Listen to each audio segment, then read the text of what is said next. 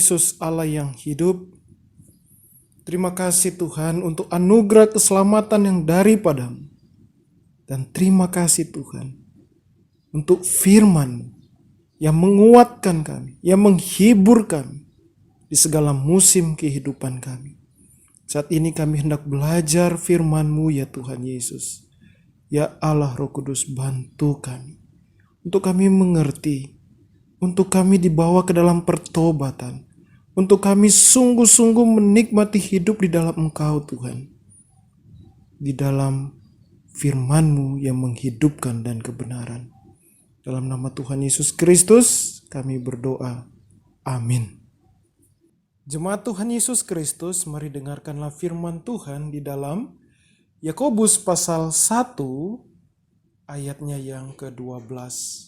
Bunyinya, berbahagialah orang yang bertahan dalam pencobaan, sebab apabila ia sudah tahan uji, ia akan menerima mahkota kehidupan yang dijanjikan Allah kepada barang siapa yang mengasihi Dia. Mari juga dengarkan Yakobus pasal 1 ayat 12 ini dalam terjemahan lama.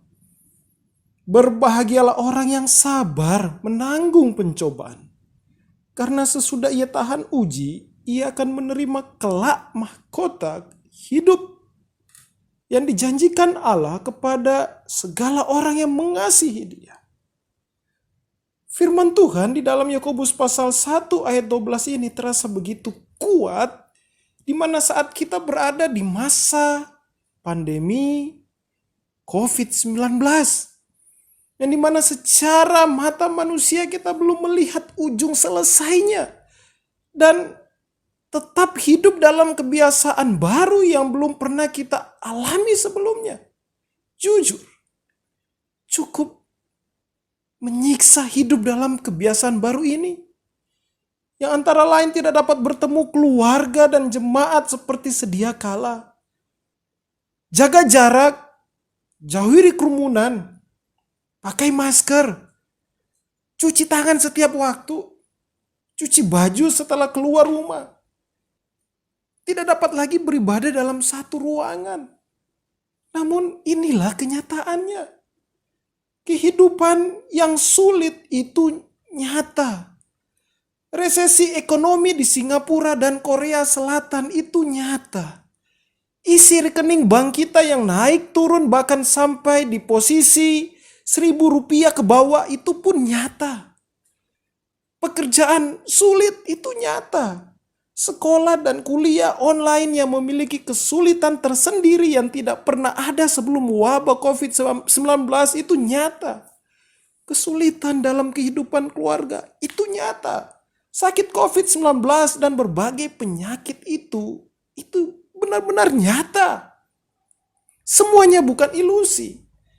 Dan di tengah seluruh kenyataan itu, Alkitab berkata bagi kita yang percaya kepada Tuhan Yesus Kristus, untuk berbahagialah orang yang bertahan dalam pencobaan. Atau di dalam Alkitab terjemahan lama, berbahagialah orang yang sabar menanggung pencobaan.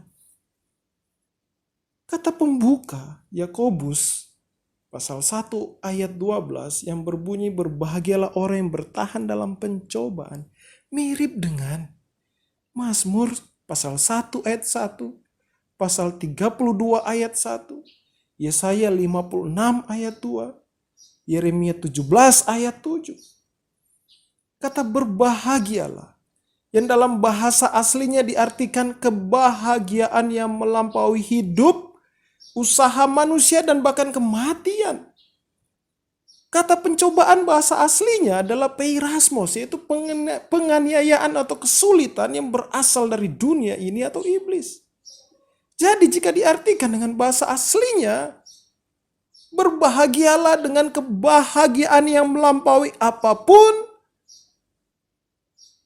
dalam kita menghadapi kenyataan, yaitu penderitaan, kesulitan, bahkan penganiayaan yang berasal dari dunia ini atau iblis.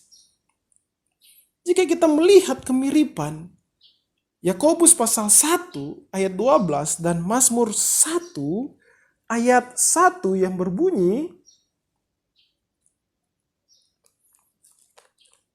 berbahagialah orang yang tidak berjalan menurut nasihat orang fasik, yang tidak berdiri di jalan orang berdosa, dan yang tidak duduk dalam kumpulan pencemooh.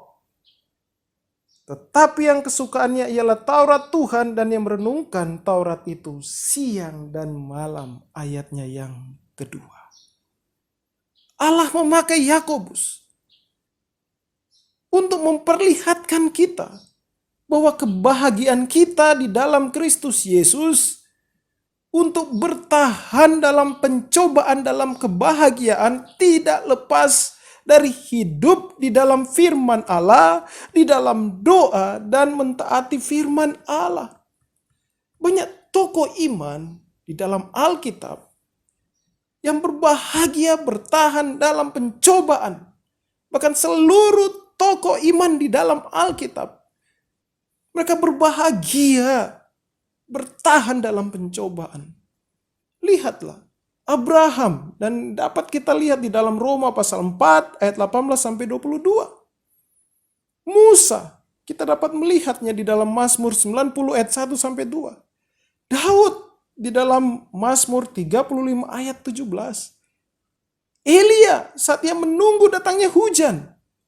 Dan Stefanus yang mati martir. Dan semua para rasul, termasuk Yakobus sendiri. Bahkan Yesus Kristus yang adalah Allah sepenuhnya dan manusia sepenuhnya tanpa dosa. Dalam pencobaan mereka bertahan dan kebahagiaan mereka melampaui apapun di dunia ini. Dan bandingkan kehidupan mereka dengan tokoh seperti Esau dan Raja Saul. Hidup Esau dan Raja Saul sebagai contoh, mereka dapat dikatakan memiliki kenyamanan hidup di dunia ini. Tetapi begitu banyak kepahitan yang mereka buat. Dan tidak ada kebahagiaan sejati dalam hidup mereka. Berbahagia di dalam pencobaan, dikatakan dalam firman Allah, buahnya adalah tahan uji. Perhatikan kalimat selanjutnya, berbahagialah orang yang bertahan dalam pencobaan. Sebab apabila ia sudah tahan uji. Dokimos adalah kata asli yang dipakai untuk tahan uji. Yang berarti manusia yang telah teruji, yang digambarkan seperti koin atau metal yang sudah lulus uji sebelum digunakan. Jika kita berbicara mengenai koin, hanya koin yang tahan uji dapat memiliki nilai dan dapat digunakan. Tahukah Anda bagaimana membuat koin di masa kerajaan Romawi sehingga koin itu berharga untuk digunakan?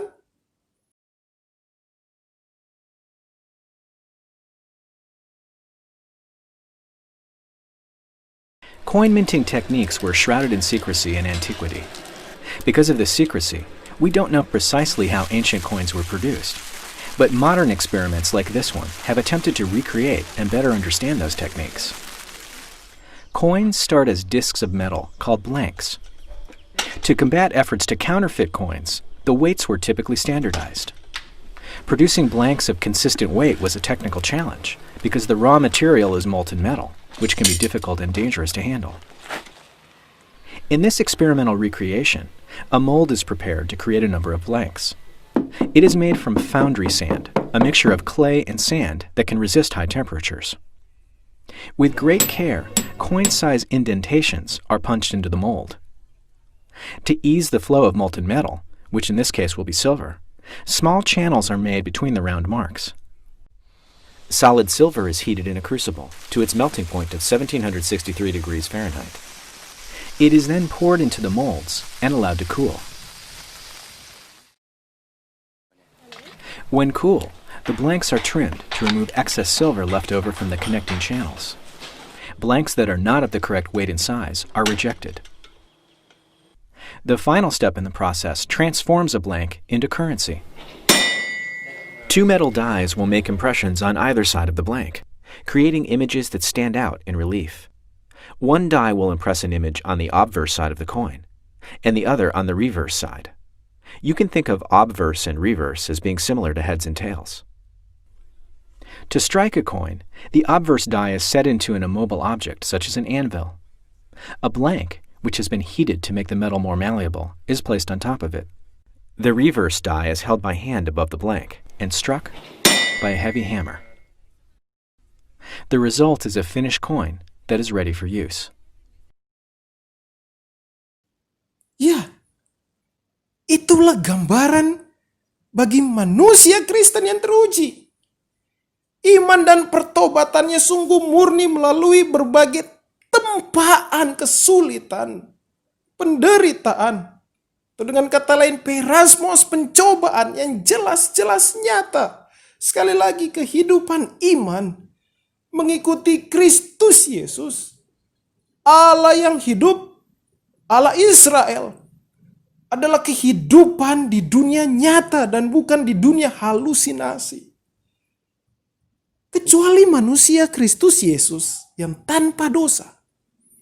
Lihatlah tokoh iman seperti Abraham, Musa, Raja Daud, dan bahkan semua tokoh iman. Mereka jatuh bangun melawan dosa. Tetapi mereka bertahan sampai akhir dan terbukti tahan uji. Saat jatuh dalam dosa, mereka tidak mau tinggal dalam dosa. Mereka tidak mau dikuasai nafsu kedagingan mereka. Dan mereka dengan segala kerendahan hati mau bertobat dan kembali bersekutu dengan Allah dan firman-Nya. Oleh Roh Allah di dalam hidup mereka. Mereka sadar bahwa memuaskan daging bukan jalan keluar dan bukan tujuan kehidupan mereka di dunia ini. Pencobaan tidak mengalahkan mereka. Malah sebaliknya, melalui pencobaan. Pencobaan itu membuktikan mereka tahan uji. Iman dan pertobatan mereka kepada Allah terbukti sejati dan itu nyata dengan keberbahagiaan mereka di dalam berbagai pencobaan. Dan lihatlah juga Esau dan Raja Saul, bahkan Yudas Iskariot. Mereka jatuh dalam dosa dan tidak pernah bangun kembali. Mereka tidak tahan uji. Pencobaan telah menelan hidup mereka bulat-bulat. Hidup mereka bukanlah teladan iman. Hidup mereka dapat dikatakan hidup yang untuk dilupakan. Tanya baik-baik di dalam hati kita. Seperti apakah kita ingin dikenang? Dilupakan atau dikenang sebagai teladan iman karena tahan uji? Jadi jangan ikuti jejak mereka. Seperti Esau, Raja Saul, Yudas Iskariot, dan banyak lagi tokoh-tokoh yang tidak perlu kita ikuti jejak mereka. Ingatlah baik-baik, persahabatan dengan dunia ini adalah permusuhan dengan Allah. Menyerah dan ikuti keinginan daging memang terasa nyaman dan dapat memuaskan prinsip hidup kita yang telah tercemar dengan dosa. Namun kenyamanan dan kepuasan itu sementara dan ujungnya kegelapan kekal terpisah dari Allah Tritunggal selama-lamanya. Jika manusia yang mengaku bahwa ia adalah pengikut Allah dan dia menyerah dalam pencobaan dan tidak pernah bangun kembali, berarti ia tidak lagi mau berpaut pada Allah dan firman-Nya di dalam hidupnya. Dan mulai terhanyut mengejar kepuasan dan kenyamanan daging. Seperti tanaman yang mati berhenti bertumbuh, demikianlah manusia yang menyerah tidak mau lagi berpaut pada Allah yang sumber kehidupan kekal. Tetapi mereka mau berpaut kepada dunia yang satu hari nanti akan lenyap. Seperti Raja Saul, Esau, Raja Manasye, Yudas Iskariot, dan semua orang yang menolak Allah Israel, yang menyatakan dirinya di dalam Kristus Yesus. Mereka pasti lenyap Demikianlah barang siapa yang tidak berpaut pada Kristus Yesus, yang menyerahkan hidupnya untuk mengikuti daging ini dan dunia ini sebagai jalan keluar untuk bebas dari kesulitan. Bahkan sungguh ironis, mereka adalah orang-orang yang sudah mendengarkan firman Allah, hidup di tengah-tengah umat Allah, tetapi mereka lenyap dan binasa kekal. Kisah mereka di bumi ini sudah selesai, dan hanya ada penyesalan di dalam kebinasaan kekal. Bagi Anda yang masih hidup, selama masih ada nafas kehidupan di hidung Anda, sekali lagi jangan ikuti jejak mereka, orang-orang yang terlupakan itu, yang menolak Kristus Yesus selama kehidupan mereka, yang menolak Allah dan firman-Nya di dalam hidup mereka. Mohonlah belas kasihan Allah. Bertobatlah dan percayalah kepada Tuhan Yesus Kristus dan berpautlah kepadanya sampai akhir. Bagi Anda yang mengaku orang Kristen dan mulai berpikir untuk tidak lagi bertahan dalam iman percaya kepada Tuhan Yesus Kristus akibat berbagai kesulitan di dunia ini, tinggalkanlah pikiran itu. Jangan berhenti untuk terus bertahan dalam iman percaya kepada Kristus Yesus.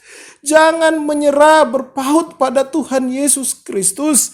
Sekeras dan sepahit apapun penderitaan itu, kesulitan itu, jangan lepaskan pandangan Anda dari Tuhan Yesus dan janjinya. Jangan berubah kesetiaan Anda kepadanya. Berhentilah tinggi hati dengan tidak taat kepada firman Allah yang terbukti menghidupkan dan menyelamatkan. Ingatlah, Kristus Yesus adalah Allah yang setia pada segenap janjinya dan Ia selalu menyertai kita. Di saat Anda dan saya di dalam pencobaan, ingatlah dan genggamlah firman Allah. Di dalam 1 Korintus pasal 10 ayat yang ke-13 yang berbunyi, pencobaan-pencobaan yang kamu alami ialah pencobaan-pencobaan biasa yang tidak melebihi kekuatan manusia, sebab Allah setia dan karena Ia tidak akan membiarkan kamu dicobai melampaui kekuatanmu. Pada waktu kamu dicobai, Ia akan memberikan kepadamu jalan keluar sehingga kamu dapat menanggungnya. Dan perhatikan juga di dalam Ibrani pasalnya yang keempat, ayatnya yang ke-14 sampai 16. Karena kita sekarang mempunyai imam besar agung yang telah melintasi semua langit, yaitu Yesus anak Allah. Baiklah kita teguh berpegang pada pengakuan iman kita. Sebab imam besar yang kita punya bukanlah imam besar yang tidak dapat turut merasakan kelemahan-kelemahan kita. Sebaliknya sama dengan kita, ia telah dicobai hanya tidak berbuat dosa. Sebab itu marilah kita dengan penuh keberanian menghampiri tahta kasih karunia, supaya kita menerima rahmat dan menemukan kasih karunia untuk mendapat pertolongan kita pada waktunya. Dan buah akhir dari semuanya itu adalah mahkota kehidupan.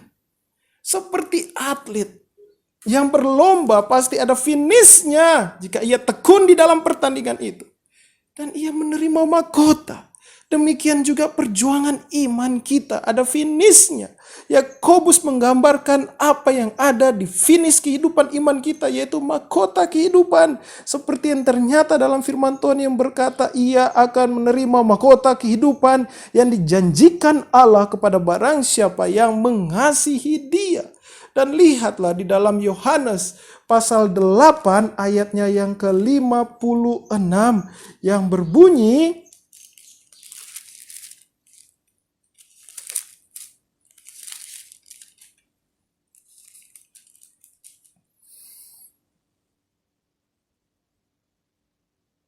Abraham bapamu bersuka cita bahwa ia akan melihat hariku, dan ia telah melihatnya dan ia bersuka cita. Lihatlah, Abraham telah melihat hari Kristus Yesus dan ia bersuka cita. Elia dan Musa pun telah sampai di tujuan akhir mereka, yaitu kerajaan Allah, dan telah melihat Kristus. Mari perhatikan Roma pasal 4 ayatnya yang ke-20 sampai 25. Tetapi terhadap janji Allah ia tidak bimbang karena ketidakpercayaan, malah ia diperkuat dalam imannya dan ia memuliakan Allah dengan penuh keyakinan bahwa Allah berkuasa untuk melaksanakan apa yang telah ia janjikan. Karena itu hal ini diperhitungkan kepadanya sebagai kebenaran.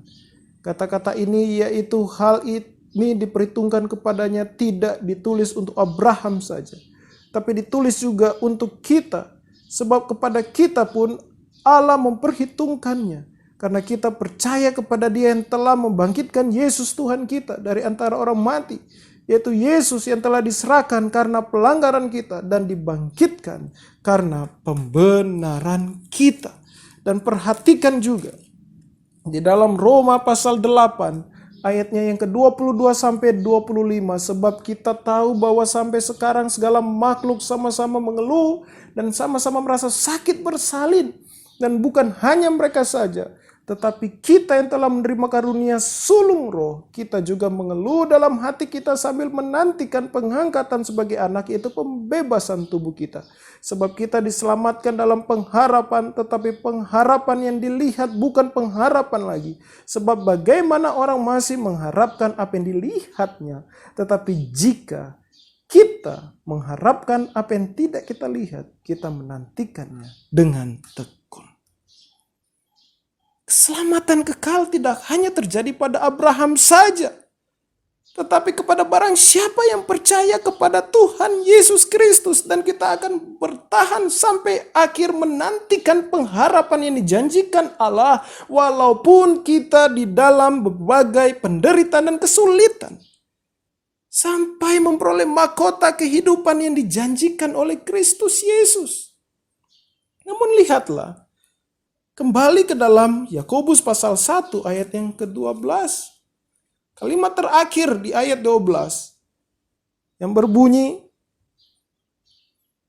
kepada barang siapa yang mengasihi Dia.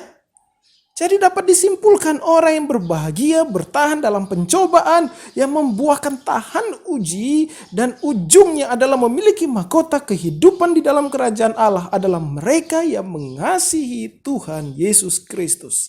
Kasih kepada Tuhan Yesus adalah kuasa dan kekuatan untuk bertahan dalam berbagai kesulitan, dengan kebahagiaan yang menghasilkan tahan uji dan ujungnya mahkota kehidupan di dalam kerajaan Allah.